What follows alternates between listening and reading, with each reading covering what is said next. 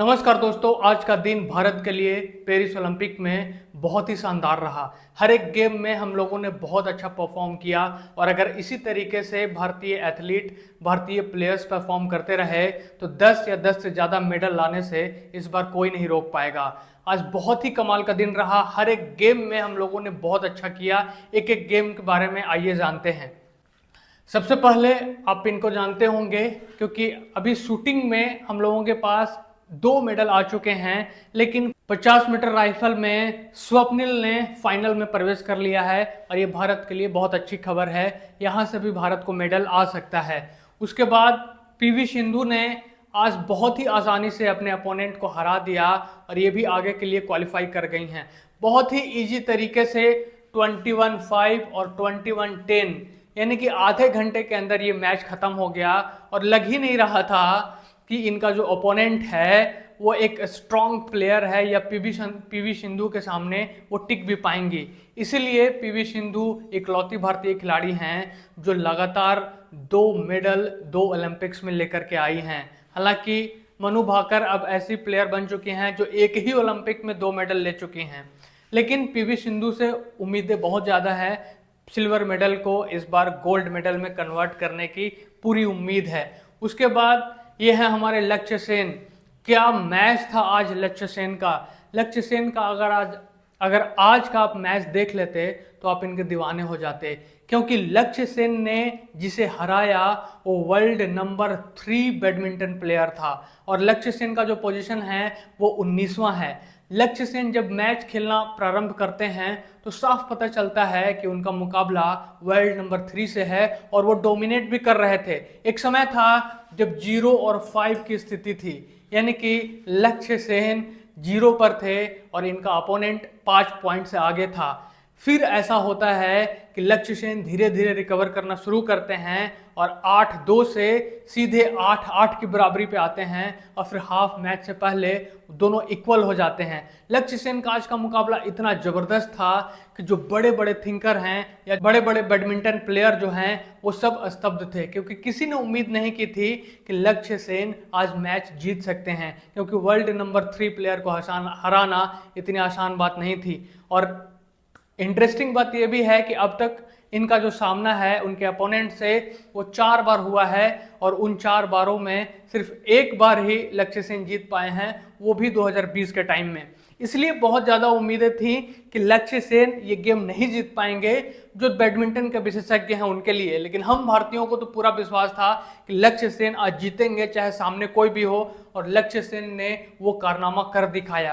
क्योंकि जो लक्ष्य सेन बहुत आराम से गेम खेल रहे थे, अचानक से एग्रेसिव होते हैं, अटैक करते हैं। आप देख सकते हैं यहाँ पे कि जो इनके अपोनेंट थे जोनाथन, इंडोनेशिया के जो प्लेयर थे, उनको इन्होंने 21-18 और 21-12 से 2 ही सेटों में हरा दिया।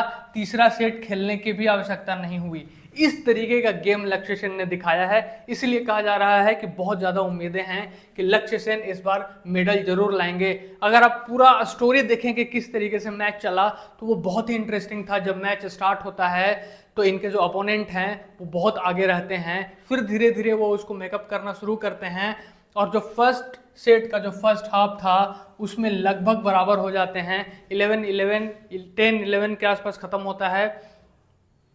उसके बाद जब आप देखेंगे तो एक टाइम आता है उसमें कि ये जो गेम आप देख रहे हैं 18-18 बिल्कुल इक्वल हो जाता है। फिर जब गेम पॉइंट की बात आती है तो गेम पॉइंट के समय एक ऐसा शॉट लक्ष्य सेन खेलते हैं, जब आप ये देखेंगे बैक साइड से वो रैकेट चलाते हैं, वो उस समय उनके अपोनेंट उन पे हावी थे और वो पॉइंट उनका होने वाला था।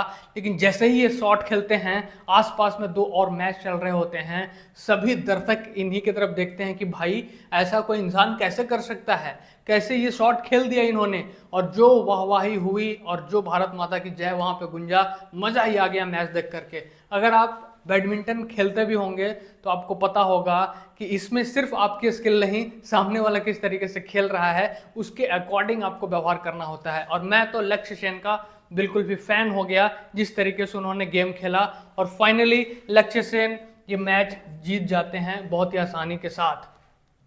उसके बाद आपको पता है कि पीवी सिंधु भी जीत गई हैं और हमारे लक्ष्य सेन भी जीत गए हैं। लेकिन आज एक और मैच है हमारे प्रणय का, और हो सकता है कि अगर प्रणय अपने अपोनेंट को हरा दें तो जो नेक्स्ट मैच हो वो लक्ष्य सेन वर्सेस प्रणय हो जाए, यानी कि भारत के जो दो बड़े प्लेयर हैं, दो अच्छे प्लेयर हैं, उनमें से मेडल किसी एक को ही मिलेगा। आगे देखते हैं आगे क्या होता है। उसके बाद एक और जो खूबसूरत न्यूज़ या एक और जो खूबसूरत चीज़ आज हुई, मनका बत्रा प्री क्वार्टर फाइनल्स के लिए जो क्वालिफाई कर चुकी थी, आज सृजा अकुला भी क्वालिफाई कर जाती हैं, यानी कि टॉप 16 के लिए ये भी क्वालिफाई कर जाती हैं। और मनका बत्रा के पास तो अनुभव भी है, लेकिन सृजा पहली बार खेल रही हैं ये मैच, यानी कि ओलंपिक में पहली बार खेल रही हैं। और उनके साथ साथ इतना अच्छा परफॉर्म करना, हालांकि आज इनका बर्थडे भी था, ये भारत के लिए बहुत खूबसूरत बात है। इसके पहले यानी कि जब आप देखेंगे तो 1988 से लेकर 2020 तक किसी ने भी टॉप 16 में भी क्वालिफाई नहीं किया था, और इस साल क्वालिफाई भी किया है तो दो भारत की बेटियों ने। आपको पता होगा कि जो मेंस है, मेंस में शरद कमल से बहुत उम्मीदें थी, लेकिन वो पहले ही राउंड में बाहर हो जाते हैं। लेकिन भारत की बेटियों ने मोर्चा संभाला हुआ है और पूरी उम्मीद है कि इस बार मेडल इनके तरफ से भी जरूर आएगा। उसके बाद एक और गुड न्यूज़ आया भारत की तरफ से, दीपिका कुमारी जो है हमारी दीपिका कुमारी, वो भी एलिमिनेशन राउंड के लिए क्वालिफाई कर गई हैं। यानी कि आज का जो ये मैच था बहुत ही मज़ेदार मैच था, अगर आप लोगों ने देखा होगा तो मज़ा आ जाएगा ये मैच देख करके। और इसके साथ साथ कि इसके पहले जो भजन कौर हैं वो क्वालिफाई कर चुकी हैं, और आज दीपिका कुमारी भी क्वालिफाई कर गई हैं, जो कि बहुत ही कमाल की बात है। जब ये मैच चल रहा था तो उस समय जो इनके हस्बैंड हैं वो कमेंट्री कर रहे थे जियो सिनेमा पे, और एक तरफ दीपिका कुमारी खेल रही थी। ये ऐसा मोमेंट था कि बहुत ही गर्व का भी मोमेंट था, और आपको वो फील होगा कि एक एथलीट कितना मेहनत करता है मेडल प्राप्त करने के लिए। इनके हस्बैंड बताते हैं कि जब वो 7 मंथ प्रेग्नेंट थी उस समय भी प्रैक्टिस करती थी। ये उनकी प्यारी सी बेटी है, और अगर ये मेडल लाती हैं दीपिका तो ये बहुत गर्व की बात होगी, क्योंकि ये चौथा ओलंपिक है उनके लिए, लेकिन अभी तक मेडल दीपिका नहीं ले पाई हैं। इस बार पूरी उम्मीद है कि इस बार दीपिका भी मेडल लाएंगी।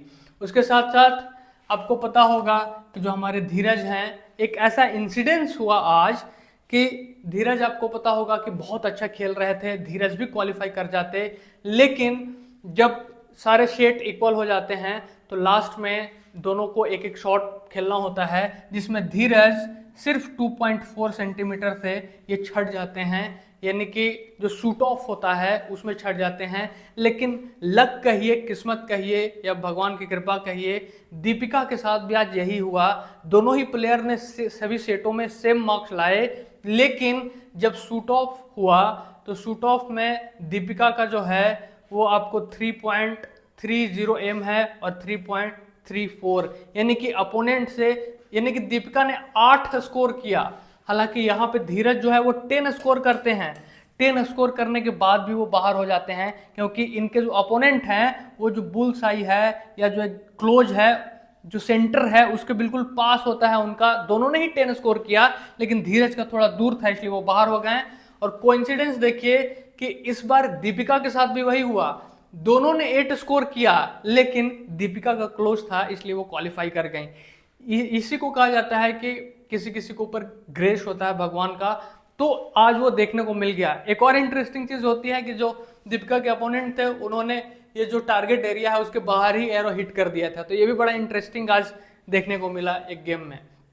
उसके बाद एक और बहुत ही अच्छी न्यूज़ मिली, जो हमारी लवलीना हैं उन्होंने भी इजीली, बहुत ही आसानी से क्वालिफाई कर लिया है क्वार्टर फाइनल्स के लिए। ये जीत जाती हैं बॉक्सिंग में, और उम्मीद है कि इनके तरफ से तो एक मेडल पक्का आएगा ही आएगा, यानी कि बॉक्सिंग में। और ये इस बार 75 केजी में खेल रही हैं, इसके पहले ये 69 केजी में खेलती थी, लेकिन इस बार इन्होंने अपर वेट में लिया है क्योंकि 69 केजी का था ही नहीं। ठीक है, उसके साथ साथ शूटिंग में अगर आज क्वालिफाई करती श्रेयसी सिंह तो आज आगे वो खेल पाती, लेकिन श्रेयसी सिंह बाहर हो गई, 23rd पे थी, और यहाँ जो राजेश्वरी हैं उन्होंने 22nd पे किया है। इसके साथ साथ जो हमारे बलराज जी हैं वो रोविंग में बहुत अच्छा कर रहे हैं, वो फाइनल्स के लिए जो आगे का जो मैच है उसके लिए वो compete करेंगे। और उसके साथ साथ एक और गुड न्यूज़ आया है कि हॉकी में जो इंडिया है वो क्वार्टर फाइनल्स में जा चुका है, क्योंकि बेल्जियम जो है वो बेल्जियम ने ऑस्ट्रेलिया को हरा दिया। और आपको पता होगा कि जो कल का मैच है वो इंडिया और बेल्जियम के साथ है, तो उसको जरूर देखिएगा। हॉकी में बहुत मजा आएगा, आपको नहीं आएगा तो आप कमेंट करके बताइएगा, बहुत मजेदार गेम होता है। उसके साथ साथ एक और जो अच्छी न्यूज़ है कि हमारे जो नीरज भैया हैं, नीरज चोपड़ा जी, वो पहुंच चुके हैं पेरिस, और जाते के साथ उन्होंने एक अपना नोट डाला है कि this is the time for the practice, समय आ गया है इंडिया। और जैसे ही इन्होंने ये अपना नोट लगाया है, भारतीय खिलाड़ियों में भी एक जोश आ गया है, और आज भारत ने क्या कमाल प्रदर्शन किया है। और बहुत सारी उम्मीदें हैं, क्योंकि अभी निखत जरीन है बॉक्सिंग में, बहुत सारी उम्मीदें हैं इनसे कि मेडल आएगा। मनु भाकर से भी एक और उम्मीद है कि एक और मेडल आ जाए। नीरज चोपड़ा जी तो अगर कोई गोल्ड नहीं ला पाया तो ये गोल्ड दिलाएंगे ही। उसके साथ साथ मीराबाई चानू है वेट लिफ्टिंग में, अभी सिफत कौर का अभी गेम नहीं आया है, ये भी हैं। पीवी सिंधु तो कमाल कर ही रही हैं। दूसरे जो एक और प्लेयर हैं हमारे सात्विक और चिराग, ये भी बैडमिंटन में कमाल कर रहे हैं। विनेश फोगाट का भी अभी रेसलिंग में आना बाकी है। तो बहुत सारे मेडल्स इस बार भारत को आ सकते हैं। आपको मज़ा आ रहा है कि नहीं आ रहा है मैच देखने में, ये ज़रूर हमें कमेंट करके बताइएगा। Thank you so much. जय हिंद।